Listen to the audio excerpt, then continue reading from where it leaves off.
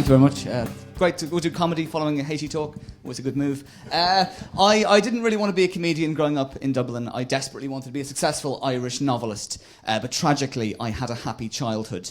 My subject today is basically our sexual culture, which I feel is fairly messed up and confused. We've got an advertising industry and movies and films, music videos, which basically try and make women feel as insecure as possible by making them think that what every man wants is a blonde bimbo with big tits. Now, I think this is bullshit as a feminist. My ideal woman, really honestly, is a really intelligent brunette with big tits.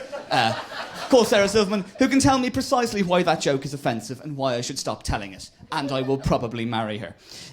We also, I feel, as in addition to advertising, which gives us really ridiculous ideas, we have a religious culture, which gives us fairly absurd ideas about sex as well. For instance, the notion from most conservative religions that God doesn't approve of sex. Sex is somehow sinful, despite the fact that God made everything, and God sees everything, so he's seen every sexual act that has ever taken place. Every piece of pornography ever made, and also, not just when it was made, but on every subsequent reviewing of that same piece of pornography. So by conservative religious logic, he is either extremely guilt-bad, incredibly poor forward planning, or a bit of a perv. This represents Oklahomaphobia, a fear of gay men and musicals. I find this culture strange because basically, I mean, they're very homophobic, most religions, despite the fact that Jesus says, love thy neighbour, and the Holy Quran says, God makes glorious all that he creates. And every religion teaches, do unto others as you would have them do unto you, which is exactly what's going on here. People doing unto others precisely as you would have them do unto you, which I think is the embodiment of homosexuality. So I find that quite strange. One of the things that kind of irritates me at this whole thing, I think I'm doing the right bit, is trying to get... is homophobia, is we end up having a debate about homosexual marriage, and we should be debating whether homophobic marriage is okay. Whether, if two people who really love each other and are deeply homophobic, if they love each other, is it okay for them to get married behind closed doors as consenting adults, to engage in all kinds of crazy, explicit homophobic activity? If they want to do that, I think it's okay. I'm a liberal. But I think we should draw the line to adoption. We shouldn't let homophobes adopt children because the kids might grow up homophobic, which would be terrible. Is homophobia a lifestyle choice? Are they just born that way? The one concession I will make to homophobes is we should let them serve in the army, ideally somewhere toward the front, possibly in Libya. And briefly, on the subject of Libya and Colonel Gaddafi, I just wanted to say that if you spend 40 years of your life oppressing human rights, funding international terrorism, and running your own country and army, and after 40 years you haven't passed the rank of colonel, it's time to fucking go.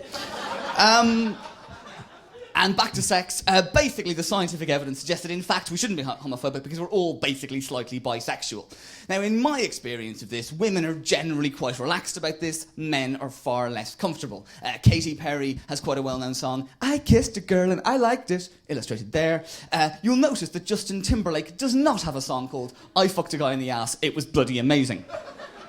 Men are generally a little bit more wary of the idea of being sexual. I think for girls, it's there was usually a girl at school several years older than them who they kind of had long lesbian daydreams about, tying each other up and doing that kind of thing. And I haven't got an awful lot of evidence for this, so I'm trying to collect some data. So if any women in the room had this experience, if you could tell me afterwards, that would really improve this talk. Thank you, Aoife. And the thing is, most guys, I think for the reason men, first of all, the idea of being sexual with a man is harder. It's a lot more to take in. There's also the fear that our best mate probably would fuck us once and then never call. And there's also, I think, for a lot of men, the whole fear of anal sex, right, which is kind of scary and a bit freaky. And one guy said to me, look, to me, even anal sex with my girlfriend, it's like going out to play soccer, and there's an amazing AstroTurf floodlit pitch, it's absolutely beautiful, and you're about to kick the ball, and your girlfriend says, no, we're not playing there, we're going to play in the fields around the back. What? The overgrown one, with all the weeds and the mud, and is that cow shit? And, inevitably, she says, no, we'll play in a much tighter formation. Sorry, not a good enough reason. So yes, I understand why people are slightly reticent about being homosexual, but the evidence suggests, gentlemen, that if you're in an all-male environment for long enough, sooner or later you will look around. And personally, I'll put my hand up, if I was in a maximum security prison for 6 months with the meanest, toughest guys in the world, and after 6 months, Cillian Murphy walked in, I so fucking would. Or Professor Brian Cox, or Daniel Brühl, Gail Garcia Bernal, Johnny Depp. I have a list.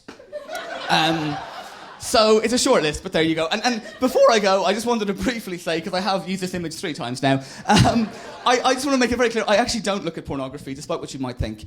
Basically for the same reason that I don't smoke crack cocaine, which is that I'd probably enjoy myself, but I might forget to eat. Thank you.